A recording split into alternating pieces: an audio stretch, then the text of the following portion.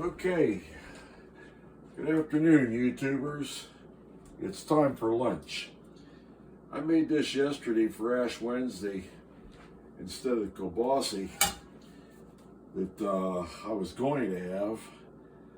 So I made this Crazy Richard's peanut butter and jelly sandwich, and I made this so I wouldn't have to eat meat. And it turned out pretty well. I would think that it's pretty simple. Everybody knows how to make a peanut butter and jelly sandwich, but I like to put some butter on there. Did wash my hands first, and I'm going to be the one eating this, so.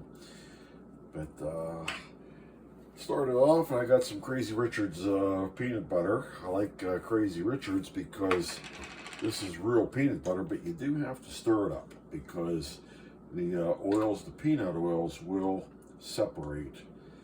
And but hey, this is real peanut butter. This is not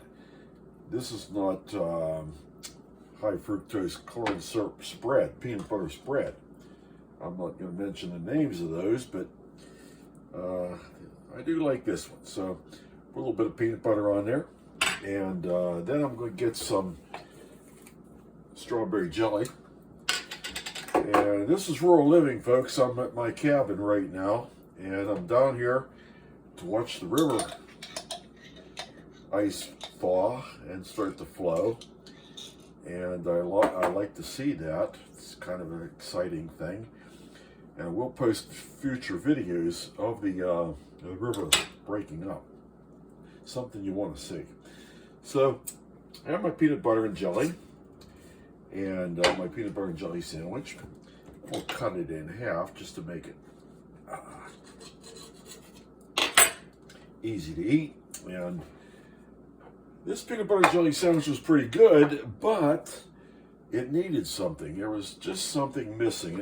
I had to kick it up a notch. So I heard about this drink called a Greyhound, and so I thought I'd give that a try. Greyhound is pretty simple. It uses a grapefruit.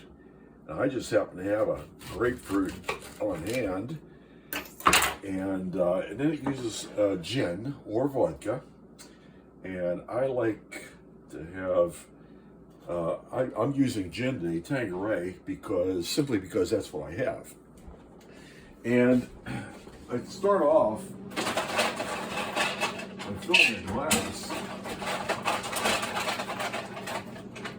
with ice.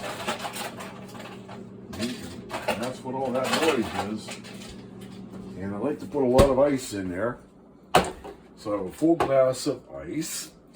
And I'm going to start off with cutting a few wedges out of this grapefruit, and that's going to be the garnish.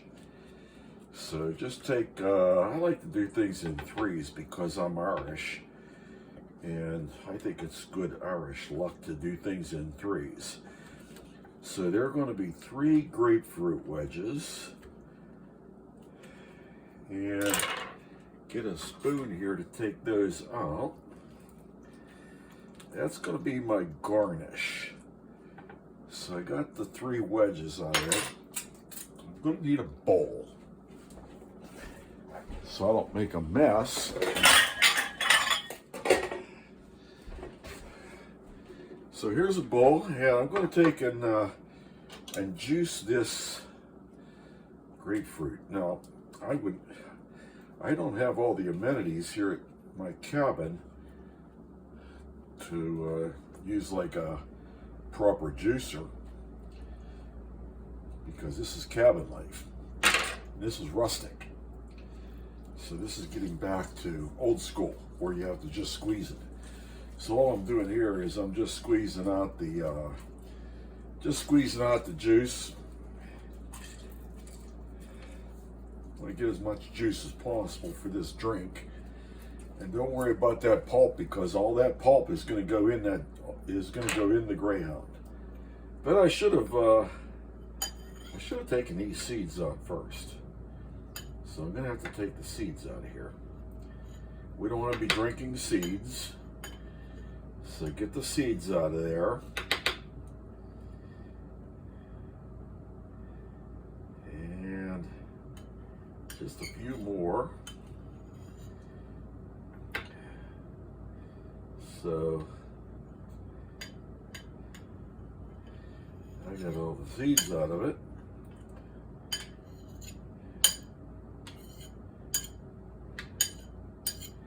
I'm going to do both of them because I want a lot of juice. But you know, they say that experience is the best teacher, so let's get the seeds out of here like this before we start to do the juicing. There'll probably still be some in there. Okay, so now I'm going to cut this around, make it easier to get the juice out of it. Just got to be careful. You don't want to cut your fingers off. You can't play ukuleles and guitars if you don't have good fingers. So now I'm going to go and squeeze her again. Just squeeze it, roll it in your fingers. Just like rolling in my sweet baby's arms here. We're rolling this juice out of here. Okay. I want that pulp out of there too. Boy, that pulp's good. That pulp's going to really make the difference at the end.